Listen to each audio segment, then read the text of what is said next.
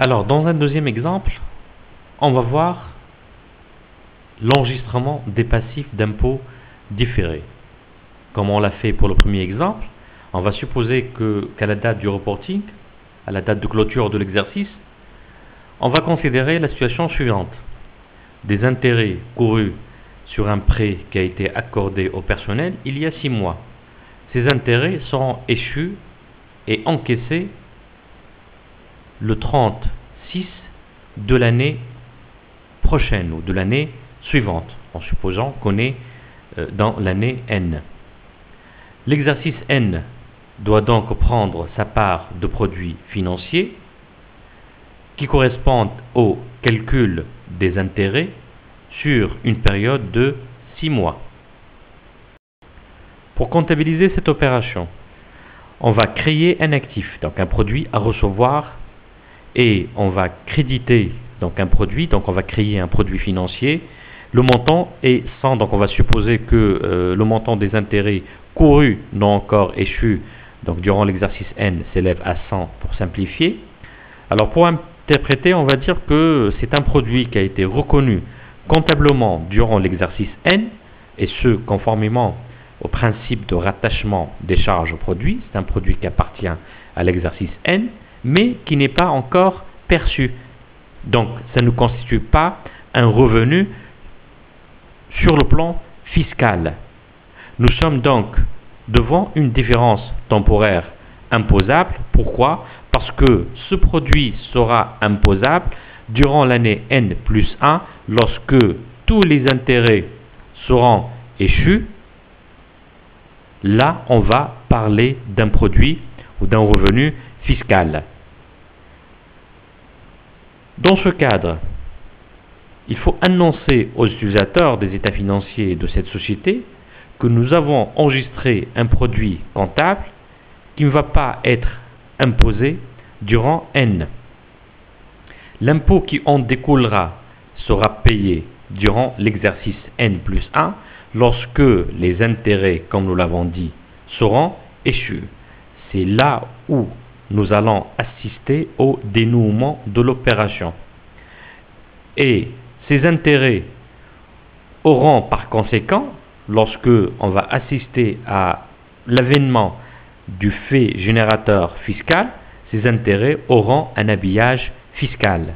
Donc, dans ce cadre, ils seront imposés.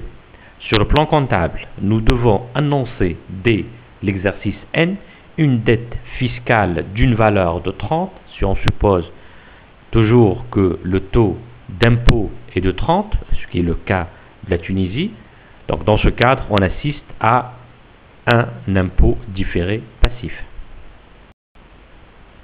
Pour comptabiliser le passif d'impôt différé, donc on propose le schéma comptable suivant. Au fait, nous allons débiter un compte d'impôt sur le bénéfice. Et en même temps, nous allons créditer un impôt différé passif. C'est un compte de passif, bien entendu. Il est créé par son crédit.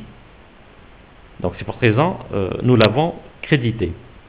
Et par cette comptabilisation, par le crédit du compte impôt différé passif, on va annoncer une dette fiscale future.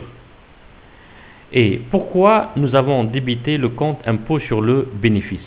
Au fait, comme nous l'avons annoncé dans le transparent précédent, c'est que nous utilisons le compte impôt sur le bénéfice pour corriger le compte impôt sur le bénéfice qu'on met au débit et dont la contrepartie est impôt à liquider.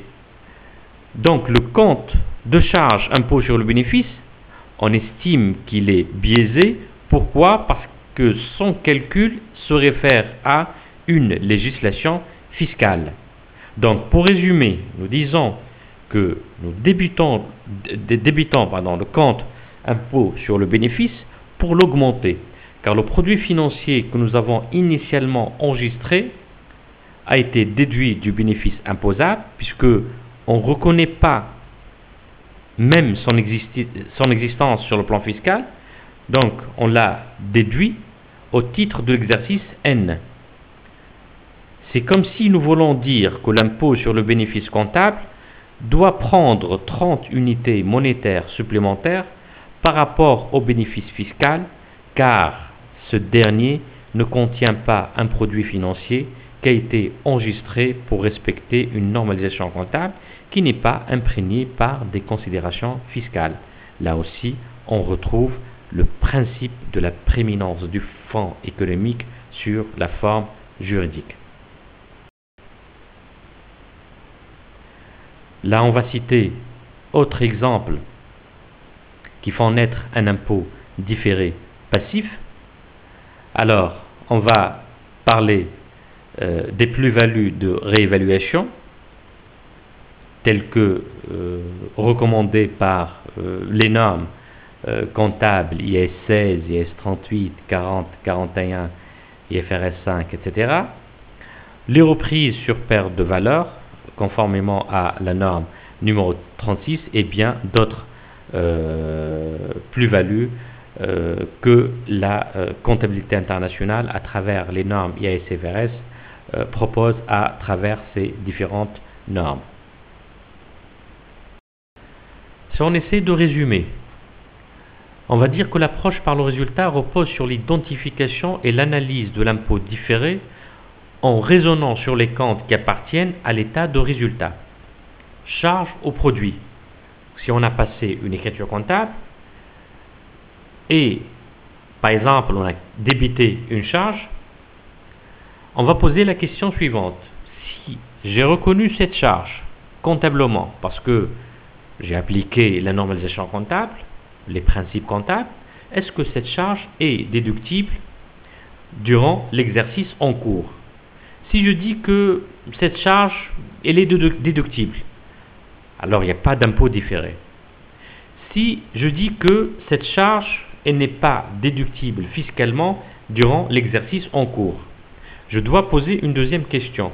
Est-ce que cette charge sera déductible durant les exercices futurs ou non? Si je dis non, elle ne sera pas déductible durant les exercices futurs, alors il y a une différence permanente. Les différences permanentes, contrairement aux différences temporaires, n'engendrent pas un impôt différé. Alors, si je dis que cette charge sera déductible dans le futur, alors je dois dire qu'il y a un impôt différé actif, puisque j'aurai des économies d'impôt futurs. Alors, de l'autre côté, si j'ai enregistré un produit, parce que j'ai reconnu les normes, parce que j'ai appliqué, les normes comptables, je dois dire, est-ce que ce produit, est-ce qu'il est imposable durant l'exercice en cours? Si je dis oui, alors il n'y a pas d'impôt différé. Si je dis non, je dois poser une deuxième question. Est-ce que ce produit sera imposable durant les exercices à venir ou non? Si je dis non, il ne sera pas imposable, alors, comme nous l'avons dit pour le cas des actifs d'impôt différé, alors là, il n'y a pas une différence temporaire, plutôt il y a une différence permanente. Et si je dis que les produits qui ne sont pas imposables maintenant, mais ils le seront dans le futur, alors je suis devant une situation où il y a un passif d'impôt différé. Pourquoi? Parce que j'aurai une dette future. Donc c'est le raisonnement qui se réfère à l'approche par le résultat. Qu'est-ce que nous remarquons? Nous remarquons que cette approche n'est valable que lorsque les faits comptables précèdent les faits fiscaux. Dans ce cas, on aura toujours un compte de résultat à analyser. Toutefois, si l'effet fiscal précède l'effet comptable, on peut se retrouver devant une écriture comptable qui nous présente uniquement des comptes de bilan. Dans ce cas, on ne peut pas se baser sur un compte de résultat, une charge ou un produit, qui va nous aider à analyser ou à identifier tout d'abord et puis à analyser un impôt différé. Nous donnons un exemple connu qui est l'exemple des charges constatées d'avance. Cet exemple va nous mettre devant la situation suivante, c'est que On doit commencer par le constat ou par la constatation d'un effet fiscal. Donc, on va enregistrer une charge qui est intégralement déductible, mais on va attendre l'effet comptable qui va se produire durant le ou les exercices futurs. On va prendre un exemple où la différence temporaire va s'étaler sur 2 exercices. Par exemple, on va dire que, supposons qu'on paye le loyer de notre siège social au début de la période. Et le début de la période coïncide avec la fin du mois de juin, par exemple. Et toute la location s'étend sur une année. Donc, on a payé par banque, par exemple. Donc, on va assister à l'écriture suivante qui, comme nous l'avons dit tout à l'heure, ne nous offre pas un compte au résultat. Pourtant, à travers cette écriture, il va falloir identifier un impôt différé, et à l'origine de cet impôt différé, c'est le compte charge constatée d'avance. Alors, pour analyser ce compte, il faut suivre l'approche bilancielle qui est recommandée, comme nous l'avons dit au début de notre présentation, par la norme comptable numéro 12. Alors, pour analyser cette différence temporaire entre la valeur comptable et la base fiscale, de quel compte? C'est du compte charge constatée d'avance.